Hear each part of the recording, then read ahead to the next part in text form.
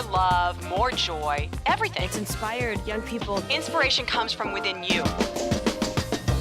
When you clear out the garbage that's in your mind, you then create space for something better, more beautiful to come in. Let's have life and have it more abundantly. I say yes. It's like taking a workshop. I get to be in my pajamas. We have a very active imagination, which is why it's important to learn how to harness it and then point it in the direction you want to go.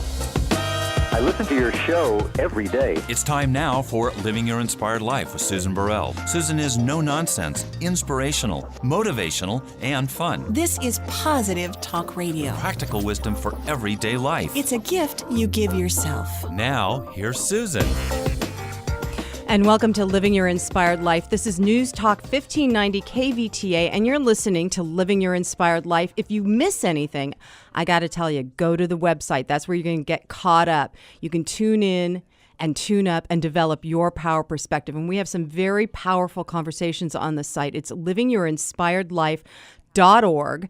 And we are currently in the middle of a 4-part series. We're going to do a second part regarding the shootings that happened earlier in the month in Isla Vista, California. And I wanted to do a series. So last week we talked about radical forgiveness and grief recovery. And Tom Spence of The Morning Show and Leslie Neal, who is a documentarian, came on. And I just want to invite you all to go and listen to that because it was a really wonderful conversation.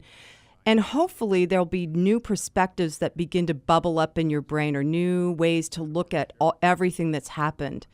And today I have Adam Bercovici, who was an LA police officer for 30 years, a retired lieutenant now, and worked homicide and a violent crime section. Adam, you worked a bunch of stuff. That's correct, yes. Yeah. So I wanted to have the conversation with you, Adam, because I know that for a couple of reasons. I'm sure the Santa Barbara police are just suffering, of what could have happened, what should have happened, why didn't we see it, all those things. And then there's also the whole issue that bubbled up immediately after about gun control and the thing that Joe the plumber said, 2 days after the shooting of your children's death, don't trump my right to bear arms. So I wanted to talk to you about it because you obviously have experience having seen kind of both sides of it, right? Yeah, that's correct. Yes, it is. First of all, I think it's important to recognize that, at least from what I know, and I've been retired for a couple of years, but basically what I've seen is that the Santa Barbara sheriffs, who were the initial responding unit, did a fantastic job. Yeah. These types of incidents unfold at a speed which most citizens just can't comprehend. Right. And what we're gathering is that, from what I'm seeing, and again, I'm just a viewer like everybody else, they did a great job. They really did. And having been involved in those fluid type of tactical situations where people's lives are on the line and there's bullets flying and there's panic, it's my hat's off to them. We can't say anything. There's going to be some stuff that comes up about the pre-investigation and did they do everything they could, and really I don't have enough information on that I can judge that those issues when it comes to interviewing those that are mentally ill or experiencing issues that show symptoms of mental illness that could result in workplace or spontaneous acts of violence are really fluid, and police are limited by a lot of what they can do. Right. They really are. To just, we don't live in a country where you can just grab somebody and put them in jail or put them in a mental institution. Right. At one time we had those rules, but that's a long time ago. Right. And like we were chatting before we went on air, those things have changed because of that. Those kinds of ways to deal with perceived criminals or scary people, right, it has changed. And maybe that is for the better. Maybe it's not. But in this case, I appreciate you affirming that from your perspective, they did do a good job with all the information that they had at the time. Yes. And it is a hard thing. So we were talking before we went on air about what you've been seeing, because you were involved. All right, here we're going to go, Adam. Speak a little bit so the listeners know what your background was actually with the special units and everything. Okay, I will. Well, I did 30 years on the Los Angeles Police Department, and maybe a little less than 30 years, but almost 30 years. And I retired as a lieutenant out of robbery homicide special. But prior to that, the majority of my jobs that I worked for a long time involved violent criminals and arresting violent criminals. I ran our SIS unit for almost 8 years as the officer in charge of that, which was a unit that followed armed felony suspects that were committing serious crimes, and we effected their arrest. Prior to that, I was involved in the Joint Terrorism Task Force, the Violent Crime Task Force. As a sergeant, I've worked vice, I've worked internal affairs, I was a watch commander as a lieutenant and as a sergeant. As a police officer, I was a canine handler, and I was involved myself in officer-involved shootings in the past. I have been. It's not something that I talk about a lot, but I was. And so I think I'm informed as part of that. And also, when I retired, I also became a security professional. Okay. And I own a security company. And we get called a lot, and we get asked to do assessments on these types of issues, specifically workplace violence and school violence and spontaneous acts of violence, which all have commonalities. So do you have a website? Just let everybody know. Sure. It's Critical Solutions, PSG.com. PSG.com. So, okay. So since you're the guy, yeah, I mean, you really are the guy, huh? From your experience and then now your business. So what do you see that's been happening? Okay, first and foremost for me, when it first happened, my reaction, which is what a lot of people had reaction to, was how could that guy get so many guns, besides the fact that he planned it for forever. But, how could that be possible and made available? And what can we do that's different? Well, there's a big argument out there, and we spoke about it a little bit, about gun ownership and about the responsibility of gun ownership and how this country regulates that. I'm a gun owner. I mean, I was a police officer for many years. I own guns. I'm not an NRA member. I don't have a problem with the NRA, and neither do I have problems with the other side. But I think it's important to understand that the way it's set up in this country, it's not that difficult to buy a gun. It really isn't. And different states have different regulations. It's harder to buy one here. It's easier to buy one in Oregon or easier to buy one in Arizona. So we allow that to occur. The issue comes up really when people say, well, how could this person that was mentally deranged or had a history of this? Well, the history has to be documented. Right.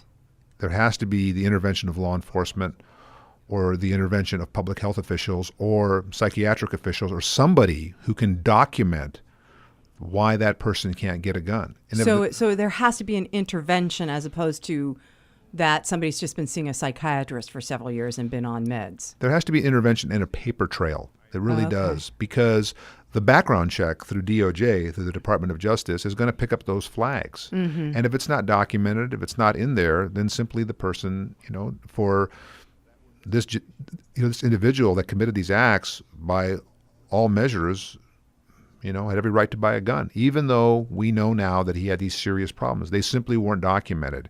And there's issues of privacy and confidentiality in the mental health field. There are.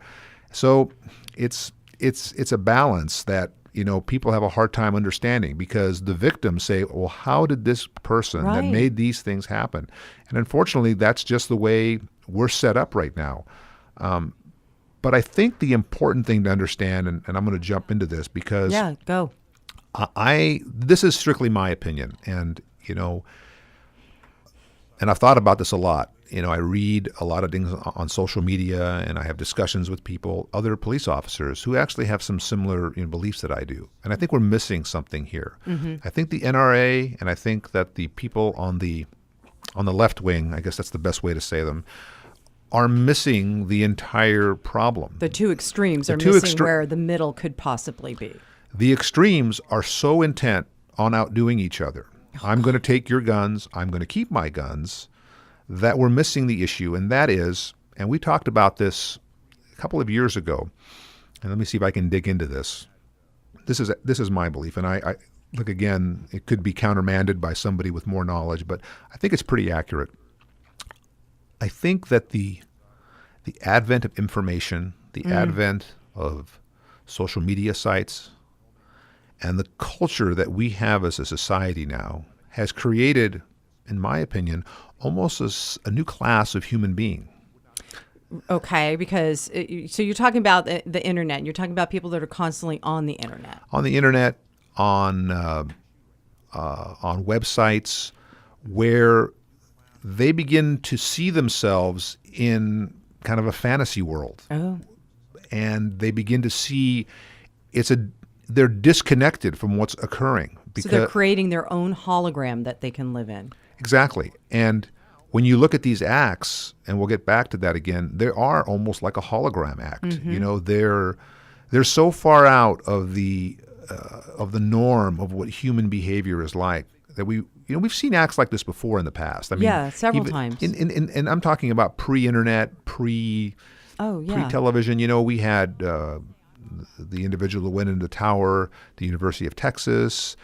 We've had serial killers. We've had people that have gone in and shot places up. We've had workplace violence. We've had acts of violence based on romance, where other people have been killed, whatever the case may be. But I don't think we've ever seen this before. And I think that people that normally would not have acted, I think now they're more willing to act. They feel they're entitled to act. And I think that's really the issue right now, that it's almost like you have this new class of people that are sitting alone by themselves, disenfranchised, disconnected from society. They have a source of information, of media information, that fills their sense of hate, their sense of loss and longing, and now they're going to take action on that. They begin to see the rest of the world as the enemy. They begin to feel that they are no longer able to deal with the world, so they're going to strike out in violence. Now, there's a big argument that the media, specifically entertainment industry, encourages us through these movies that everybody goes to. I got to say, I'm on that one. When I go, my son comes home and he wants to watch a movie. It's oftentimes very violent. It's also very aggressive towards women, very just horrible stuff. And I keep saying, I can't sit here with you and watch this stuff. It just promotes more violence, more crimes against women, more of that. But remember, too, that we and our generation, the baby boomers and before us, grew up watching Westerns, The Rifleman, TV, all this stuff, where there was... I saw every John Wayne movie before I was 12. Plenty of violence. Yeah. Plenty of violence. And if you look back at those films, plenty of violence against women, against minorities. Yeah. There was all those things. Yeah. But we didn't act on those the way we do now. Because I think there's a separation, this is my opinion again, there's a separation between the violence we see in entertainment and the violence we see on the internet, which is a more focused violence, where you can search out and find something yourself. There's we found many years ago, I think I spoke to you about this before, that with the advent of the internet, we saw more crimes against children. We saw more crimes, sexual crimes against children, more crimes where children were victimized in ways. And one of the things, and we had this discussion many years ago, I remember with some other detectives, we talked about this, that people that ordinarily would not act or do things began to do them because they would watch things on the internet. They would watch child pornography, crimes against children, all these things. And they almost began to see that, well, I should try this out. Right. It's possible. It's possible. And, many times, like again, and I'm kind of going off the side on this, the suspects, when they would kill the victims, often thought until the very end that the victim was a willing participant. Okay. I just have to repeat what you just said, because when you told me the other day that the perpetrator, up until the point of killing the victim, thinks that the victim is a willing participant. That blows my mind. Many times, and it's not always the case in every crime, but many times because of the fact that the suspect has been immersed himself in this, again, this hologram life, Right. Where he believes that he is, kind of part of this play, this life play, and the life play involves, a sexual act with a child. He believes at some point that, they're all willing. And the reality of it is that, he snatches a girl, snatches somebody, kidnaps somebody. Saw it on an internet site where there was a child who was appeared to be, willing, but was probably drugged under the influence.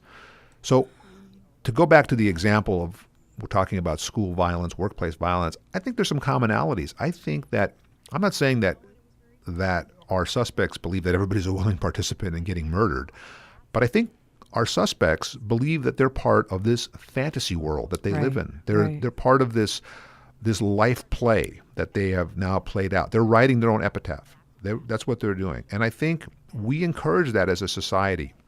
Well, that explains all the different cop shows that in the last, 10 years have everything.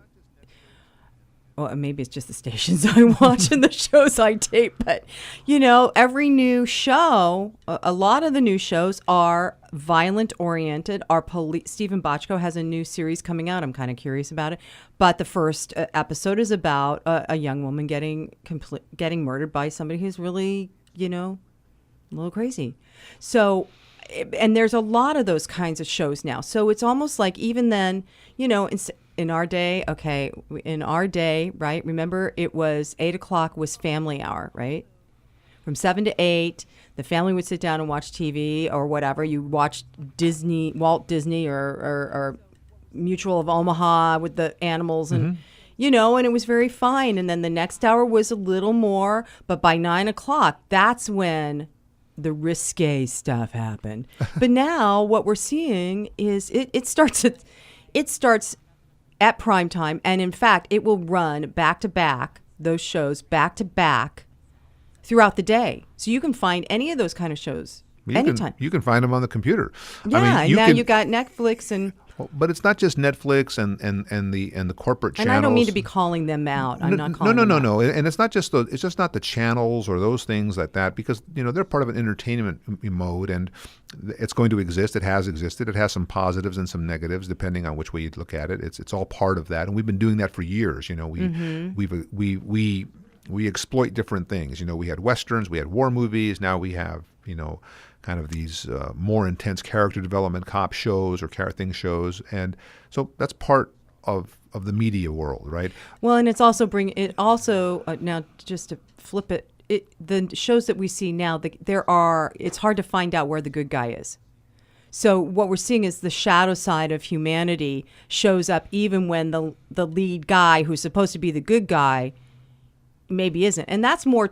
I'm sorry, but I think in my experience of myself, there's stuff I have found out that I'm like, really? I think that way? I act that way? I don't like that. But instead of disenfranchising myself from myself, separating that, I want to I have been learning how to deal with both sides so that I can live with myself, right? And, but what we're seeing is all these different. Well, we see that, and I mean, so again, I separate it. That's entertainment, and that's part of what we see. I don't think anybody that has committed one of these acts, has watched a mainstream television show, Breaking Bad or something else like that, and said, "Well, I'm going to go plant a bomb, some kind of a bomb to blow somebody up because I saw that." These people are streaming stuff that is subculture to them. I guess not subculture, but is submedia, I'll call it. It's the worst stuff that you can see. You can pretty much go on the internet and find anything that you want. Anything that you want, you can find, and it can be sent to you instantaneously. And if you have a tendency towards mental illness, if you're on psychotropic drugs, if you're, which we have found out now have all kinds of, which, there's a big connection now that they're drawing between some of these drugs that these people take and some of the acts that they commit. Wait, okay, so let's back that up. the drugs, are you talking about the people that are supposed to be on meds? We're not talking about methamphetamine that you get on the street. I'm talking about antipsychotic drugs. Right. That there's a big connection that a lot of these, we're seeing some connections. And again, I'm not a medical professional, but there's a lot of stuff out there that is showing, that's pointing the finger, that's saying, hey, some of these drugs might be some of the reasons why these people go off. Right, that because makes sense. suicide, depression, acts of feeling alone, all Oh my gosh. And if you look at all these people, when you explore their past, when we go into their background, it all matches up there. Feelings of loss, of loneliness, of rejection. I was bullied. I was this. I was that, which are all viable things that happen in life. But the problem, each of us can say that at some time in our life we felt all those things. Oh, yeah. But the bottom line is that, how we deal with it and react with it are two different things. We don't grab a weapon and run down to the local mall or the school or shoot up people that we're angry with, We're just angry and we deal with it and we move on. But these people get this influx of this information. I guess that's the best way to use it. They have no friends. They have no outlets. They have nobody, really. And many times they've been rejected by their families. Many times their families, people blame the families a lot, but it's tough sometimes. If you have a kid with mental illness or a family member with that, you out of sight, out of mind. It's human nature. Yeah. You just go, okay, I've had enough, and I'm just going to send them money and hope they go away. Meanwhile, they're using whatever funds you give them or the time that they have to reinforce this sense of the world has mistreated me, and I'm now going to mistreat the world. And that's really what's occurring right now. And we talked about it a little bit the other day. We had a discussion, one of my security dealings about stuff like this. And I brought up something that's pretty interesting. There are acts like this that occur on a regular basis that are stopped. Well, there you go. And yes. and they're stopped. There's an argument. Sometimes they're stopped by somebody with a gun. Sometimes they're stopped by somebody that's a police officer. And sometimes they're stopped by a parent that's heads up, a teacher that's heads up, or by people in the community that when they see these things, the pre-indicators of that, they take the time to take those actions. And my personal belief is it's kind of based on the model that is used over in the Middle East. And we talked about that in Israel. Right. This is a society that is faced many years with suicide bombs, acts against its people, all this other stuff. And what we found over the years is that they have a very, very proactive look at this, that their people, their society, their groups, their Culture. their populace, Yeah. their populace takes an active interest in what's happening around them. Well, because it's happening like every, It's happening every 5 day. minutes. It's starting to happen every 5 minutes here. So you need to take, this is a maybe kind of an oversimplistic style, but people need to pay attention, and pay attention in every walk of life. If you know somebody that you think has those issues, let somebody know. If you're walking at the mall, if you're at your school, if you think that something's happened, let somebody know. You may not stop it. You may slow it down. You may prevent it, or you may stop it actually. Right. But you've got to take those proactive steps. That's really the way I look at it, because the two sides, the NRA and the left wing wanting to take guns, wanting to keep guns, arguing, simply don't delve into the real issue, which is this is a real problem. And it's not a problem about guns. It's a problem about culture. And it's a problem about what has happened to a segment of our society that we have basically ignored. Go downstairs to the basement and watch your videos. Go downstairs and be on the internet. And and it's irresponsibility to some degree on that respect that the people, just I want you out of sight, out of mind to go do that. And we've ignored that.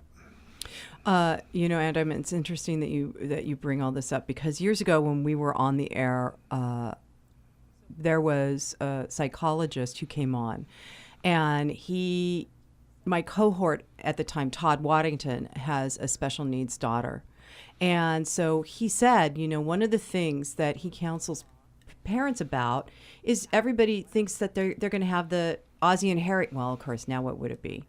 Not Ozzie and Harriet life, but the father knows best. That's our dating ourselves. But and when a child is born and develops some sort of autistic thing, or a Down syndrome child is born, or there is a later in life other psychosis show up that you couldn't track, the parents feel robbed. It's like, wait, I thought we were going to have this, and now I've got to dedicate myself to this person. And it's very, very, very challenging for those parents to be dedicated to a child who has cerebral palsy or something like that, and to remain dedicated, because you eventually get worn out, and it's really hard not to wish your life was different. So from the parent point of view, and I hadn't really wrapped my mind around that until he said that. And I went, oh my goodness. So those days where, you're dealing with a special needs kid and you want to blow the roof off and, shatter them, whatever it is, shake them, those days have probably happened often. And then there are times where the parent goes, you know what, I'm done. Here's a video, go watch the internet. I'm done. I need a break. Right. And we see no history of people that are, I understand that there's some information that that the suspect in the Isla Vista shootings had Asperger's. We're discussing that. And, but there's lots of people with Asperger's that are fully functional, decent members of society. And we see no evidence that anybody that's autistic capable of acts of violence, or somebody that's, things like that. I think what we see is that, we, in a 15 or 16 year period, we have jumped in terms of the information age at a speed that is unbelievable. Right, and we're having a hard time staying up with it. When you think about it, 15 or 16 years ago, not everybody had a cell phone. No. There was no such thing as a smartphone. There was no such thing as an iPhone. I remember when I was a watch commander in Van Nuys, a lot of guys had to go to work. We had a problem with that because guys were on the computers at work sometimes. You had to say, hey, you can't do that at work because they didn't have computers at home. Right. And we saw that, and all of a sudden everybody got a home computer, and then the internet. And the internet is just, and I'm not blaming the internet. It's a great thing. We talked, it was an interesting story the other day about how we're really at a stage that's a fantastic stage of information. It's remarkable that we can access stuff so quickly. But I think, it's almost like, I guess, if we got the wheel too early. Yeah. If we got the wheel too early, if we got the gun too early. Well, if we it's kind of like all those things. We got the atom bomb too early. It's like it wasn't until it was tested so many times in the middle of a war that seemingly wasn't going to stop that we could go, all right, let's just do that. And then afterwards, we're like, holy moly, the fallout from that, from the middle of last century, continues. Well, I think the thing is, I think there's a couple of questions we have to ask ourselves. First of all, the most important thing is, how do we keep people safe? How do we keep schools safe? How do we keep our society safe? How do we do that? And then you have to have a reality check. And the reality check is the only way to keep people safe is to have trained professionals, whether it's law enforcement or private security people there, that can keep you safe. I'm not saying you have to lock it down, and you need to train people both at schools, both in life, how to protect themselves should this occur, how to seek shelter, just like tuck and roll when there was an earthquake, seek shelter in place, find an exit route, get away from that. And we see that because many, most businesses now have workplace violence drills. Right. Most places have I did not realize that. Most places have schools have workplace violence drills. Schools are set up now to handle this, and they do a really admirable job for the most part. This incident over in Isla Vista, was late at night. Not late at night. It was early in the evening. It was an open area. It's a street. Yeah, it's a street. It college, wasn't a dorm. It wasn't on campus. So really, the fact that they were able to stop this guy's carnage so quickly is really a great response. So that's the question: keep our society safe. How to do that? So Adam, I'm just going to put you on pause, because we're going to take a short break. You're listening to Living Your Inspired Life. I'm talking to ex-police officer Adam Bercovici, and we'll be back in a couple of minutes. Hi, this is Susan Burrell from Living Your Inspired Life. I always find it easier and more fun to expand my life by being connected to open-hearted, like-minded people committed to being on the same path I am. If you feel the same way, I suggest you visit a Center for Spiritual Living. There are wonderful communities in Ventura, Ojai, Santa Barbara, Oxnard, Pleasant Valley, Camarillo, and Westlake Village. You'll find terrific people, great information, and more tools to help you live the life you were born to live. So go to csl.org to find a center near you. That's csl.org for a center near you. And welcome back to Living Your Inspired Life. I'm Susan Burrell, and in the studio with me today is Adam Bercovici, retired 30-year veteran cop from the LAPD. And Adam, you have a security company that you're. Give everybody the website again. It's www.criticalsolutions with an S, psg.com. Okay. Critical Solutions. psg.com. Yeah. Okay. So before break, you were talking about how better ways for us to handle this, because the whole conversation has been about people that are just way too involved in the internet, or way too disenfranchised, or whatever. And you were saying it's important to become aware of the people surrounding us when we're out in public, to notice things, to be aware that maybe that person is a little off, maybe that person is a little twitchy. Although, I'm sorry, I'm kind of we're in our middle years, and I didn't think I would be my mother. I'm my mother, when I see a kid with those gauges in their ear, I'm like, really? So, so how would you recommend people do that, especially us? Well, I think, youngsters? we overuse the word vigilant. It was used a lot after 9/11. And it's a good word. I mean, it encompasses a lot of things, and it kind of, it's a strong word, and it gets everybody fired up. I'm vigilant, and I'm going to stand vigil in my own life, and I'm going to do what I have to do. But I think there are two things we talked about before we went off the air that are important. We have to keep our schools safe, Mm-hmm. and we have to keep our citizens safe. And as citizens, it's our responsibility to keep each other safe. We put a lot of onus on the police. We put a lot of onus on the government. But at the end of the day, they'll get there when they get there. That's the reality of law enforcement. 911 calls, they'll get there when they get there. Well, it's interesting, too, because living in a small town now, having moved from Los Angeles, sprawling area, and living in a small town, you pretty much know, everybody's got a facial recognition now, Mm-hmm. Oh, yeah, I know, or a name. Oh, yeah, I know they know so-and-so, and that kind of thing.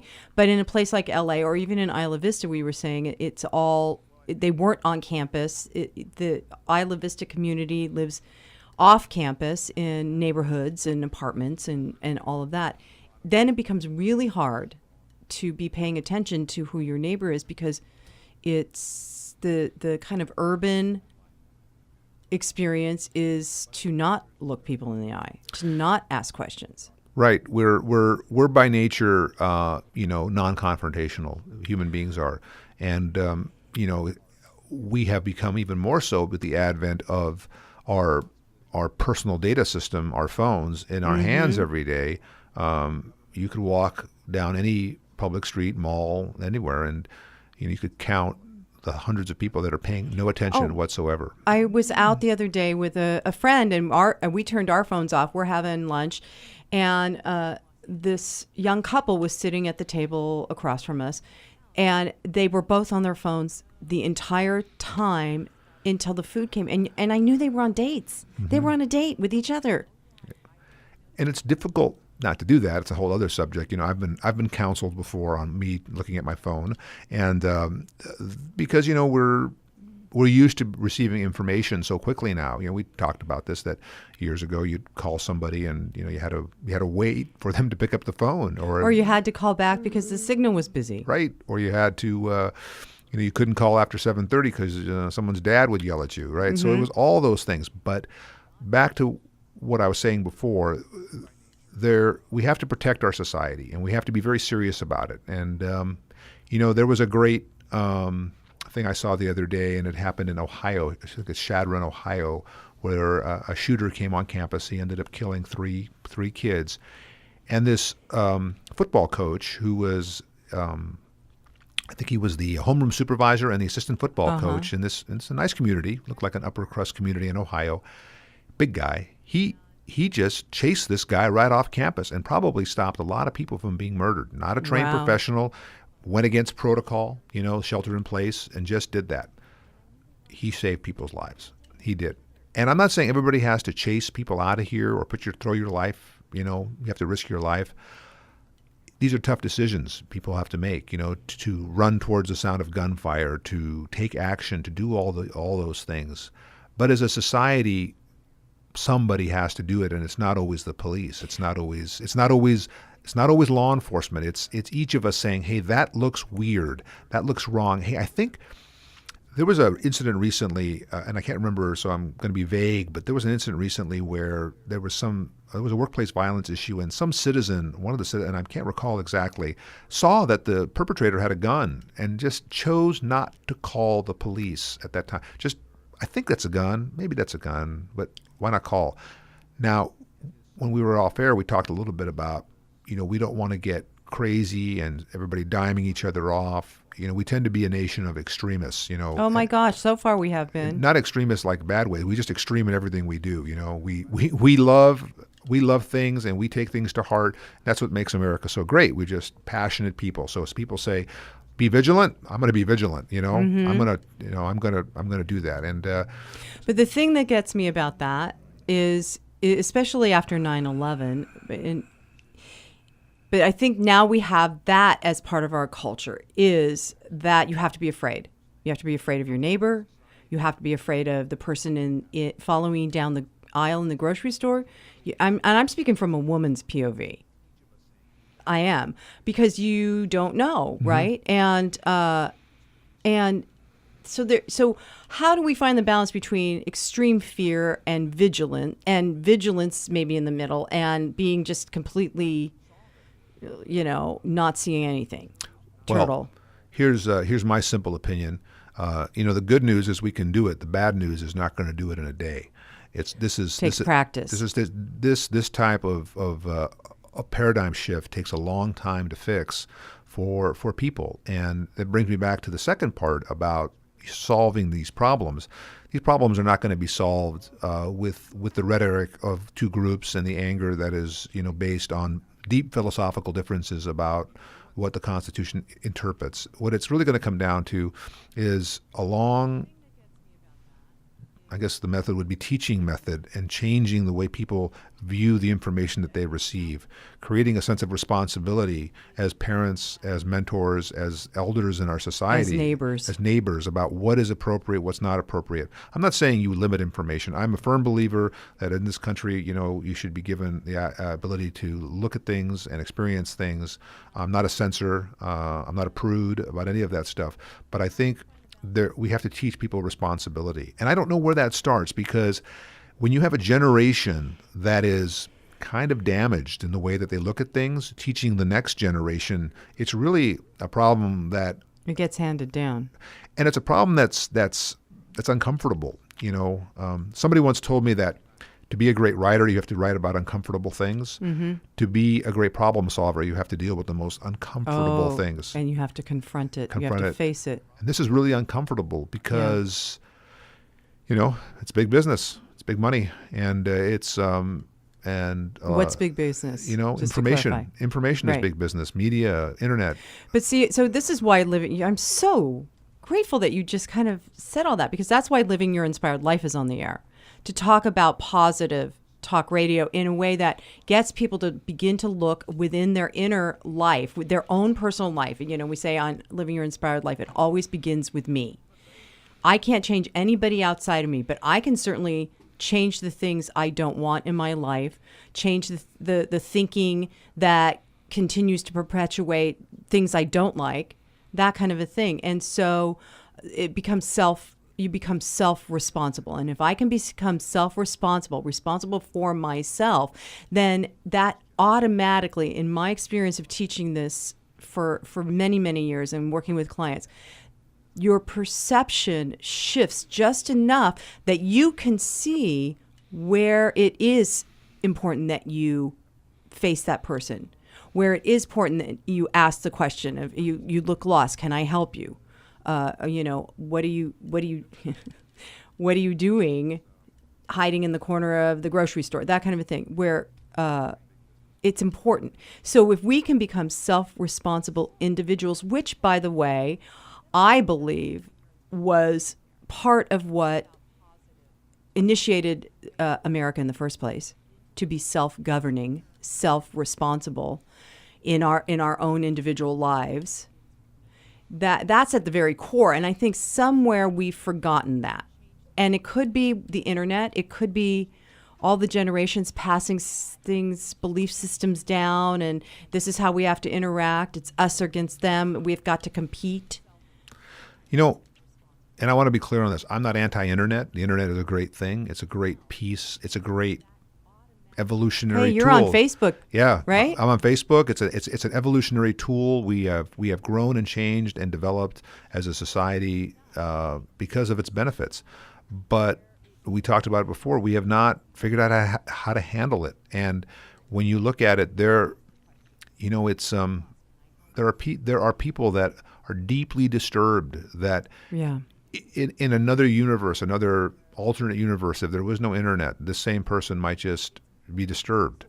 You know, it's interesting too, Adam, because it's also the internet that we can get this kind of news immediately. So everybody goes, oh my gosh, this is happening. It happened over there. You just referenced earlier something that happened in another state just a couple days ago. You know, it's like it happened about 2 years ago, that incident. Oh, but okay. it was but his acts was a 60-minute special, actually. But you bring up a good point in the fact that these things happen so fast, and the information is out there so fast that people that the old copycat theory, right. They're right there. Right. That's my biggest fear, I think. Yeah. Well, it's a very real fear, and it's something you can't control. That one person that, that person killed 10 people, I want to kill 12, or that's a statement I've been, they stole my thunder. Right, right. So it's interesting. In the aftermath of the shooting in Isla Vista, I was talking to a 20-year-old young man, and asking, what did he think of it, trying to get kind of a feel of what happened. And one of the things, which we'll be talking about on another episode of Living Your Inspired Life, but one of the things he said, look, things happen like that. I'm like, whoa, 20 years old. And he said, like you go out drinking with your friends, and some girl gets drunk, and so maybe she gets a little too drunk because somebody slipped her a roofie, whatever the date rape drug is. He goes, those things happen. I was like, oh my God, that generation goes, those things happen. Those things never happened in our generation. Why does that now become the new normal? We're talking about that on Living Your Inspired Life.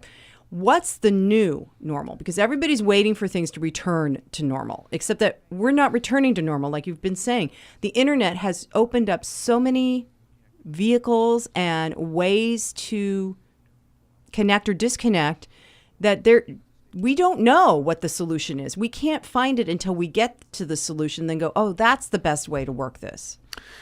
And what's uncomfortable for people is that it's kind of a uniquely American problem. What do you mean? Why? Well, many years ago, when I was on the department, I went to Ireland. Mm-hmm. And they sent me there for work to look at the way that the police service of Northern Ireland selected and trained their people. And I got to hang out with some Irish cops from Northern Ireland, from Belfast, for a couple of weeks. And we had some good conversations. And the thing that's interesting, they have crime and they have stuff, and they've had all the troubles and bombings, and they murder policemen and they do all these things. But you don't see the kind of crimes that we see here. They will go into a police officer's house and kill him and maybe his family based on some cultural and religious differences. You will. Right, but you don't see people breaking into homes and committing the heinous acts that we see criminals commit here: rape, robbery, other sexual assaults. When they do things, you don't see that much there, because they're culturally so different than we are. Now they'll murder each other based on religious and cultural differences, right? But we don't see that there. And I'm not saying theirs is any better than us, but here we're such a It's becoming we're a random polyglot violence. of so many different Yeah. people, groups of people And cultures. and then you throw in this information overload that we have people that act on this stuff, and again, we have to take responsibility. It's going to take a couple of generations for us to get this under control. We're not going to lock down the world. We're not going to turn off the internet. We're not going to infringe on people's rights to have information and do these things. But we're going to have to get this under control by the way we raise our children and the way we, tell them these are, this has a place, this doesn't has a place. All based, and I'm not saying based on one particular set of Christian or Judaic or values, but Right. based on human values. Right. that- Common sense values. yeah, that a life has meaning, a Right. life has And value. value. That's really what it comes down to. Teaching everybody that life has value, And it's precious, man, because when it's gone, it's gone. like a blink of an eye. Right, unless you're like me and you believe in reincarnation. Then there's a whole nother thing to talk about. But so what I'm also hearing in our conversation today, Adam, is we're in the process of finding a middle ground to this. And if a majority of us can stay vigilant about what is the middle solution, then the extremes hopefully can calm down.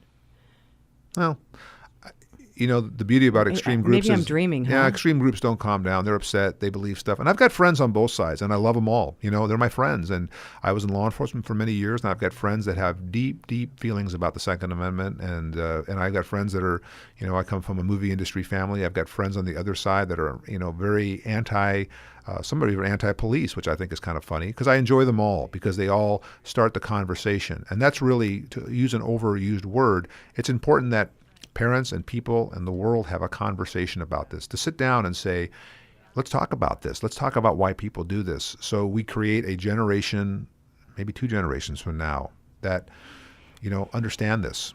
Right. And the conversation is, it's important to ask the questions and then listen. Not listen so that until they're done talking so you can have a turn to tell them what you think. I experience this often with people that are polarized. They in essence hold their breath until you're done talking so they can tell you what you should think and why they think that way and why you're wrong. So it's not having the conversation in that old-fashioned way either. Yep. It's really entering into a connection with your fellow human beings and say, okay, so what is it you think and what can I learn about it? Yep. I find that my friends on the either side, they sound exactly the same. Oh my gosh, isn't that fascinating? They sound exactly the same. They're all complaining about the exact same thing. And they're both upset and they're angry. And they're usually angry at me because I pointed out something that's different. And it's all good-natured, but they're usually because, they're extremists. Yeah. The middle ground up until now has not been so viable because human nature up until now, I want to say, because I would just want to affirm that it's definitely changing, has been that place of polarization. And if we are going to survive as humanity, not just what's happening here in America, but anywhere, if we're going to survive, it's time that we come at all of the world's ills from a different perspective, that where we can find a solution that we haven't found yet. The old ways don't work anymore. That's my opinion. The old ways don't work anymore. They got us to here. That's great. And we can just say thank you and we're going to just close the chapter there because we're in a new era of learning how to become sustainable, not only financially but environmentally. And some of that means that the people that are in charge are going to have to change the way they view. We're moving from a materialistic viewpoint of gotta have, gotta get, gotta spend, to a more holistic viewpoint. And because we haven't lived there in so many centuries, we don't know how to do it.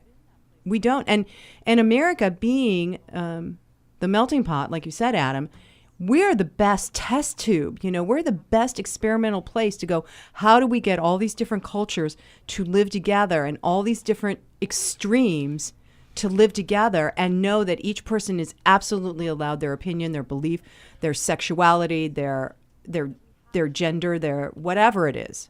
It's this is my opinion. It's still the best. It's just a work in progress. Yeah. People complain about it a lot, but it's a great country, but it's a work in progress. And the beauty of what we have is that we can have a conversation about it, that we can look towards a brighter future and work through those things, and teach each other about the value of each individual life. One thing I can say about being a police officer for so many years, and I think most of us, there was always a thing that they would say, well, you guys don't value human life because you see so much death and destruction. I always thought the opposite. I always thought that cops, more than anybody, understood the fragility, and firefighters too, the fragility of human life. Because when you've watched it go out in somebody's eyes, it's you understand what is at stake if we don't change the way we look at things, and the unspeakable pain it causes people, which I think again, is something that we take responsibility for, and that's really what this is all about. When you look at this school workplace violence, is that teaching people to value life, because until we don't, we're going to continue to have these. Yeah, I agree with you totally. The value of life is in. This is going to open up a whole different conversation, and we're almost at the end of the show. But the value of life has not been taught. The more people have moved away from or polarized into their belief systems or moved away from their upbringing, right? I think then people get lost. Even in the polarization, like the very, very ultra Christian or Islamic or Judaic traditions, and the polarization into those ideologies no longer serves humanity when it's polarized. It has to be fluid. It has to interact. All of those different ideologies and the many more. And I do have to say that I think people that follow a Buddhist path, there is that middle way. That's exactly what they teach. And there is a lot more compassion, a lot more understanding, a lot more willingness to take responsibility for yourself and for your neighbor, for humanity. Well, it's you bring up a good point. It's about taking responsibility for yourself and what you teach your children, what you teach people that you have responsibility for, about taking the responsibility to listen to the people that are giving that to you. We have as you mentioned, we live in a generation where, what I have to say is the most important thing. What I have to tell you right now is the most important. It's the only thing that matters is what I've got to tell you. And that really creates a wall between us. And again, when we go back to all these incidents, it really comes down to that we need to, teach people that life has value, and by doing that, we also teach a certain kind of vigilance, because then we look at the world we live in with a greater spectrum, instead of saying, well, it's just me, it's everybody. We're all in this together. We are all in this together, and really it's time that we start working together to make a world that works for everyone without exclusion. Everyone, because we are in this together. So Adam Bercovici, thank you so much for joining me. I mean, I love talking to you, and this is, I think, such a timely conversation. So once again, tell everybody your website. It's www.criticalsolutionspsg.com. Yeah. Who knew? Who knew that life would flow this way? Thank you so much. So I'm just going to end with, and so it is, namaste.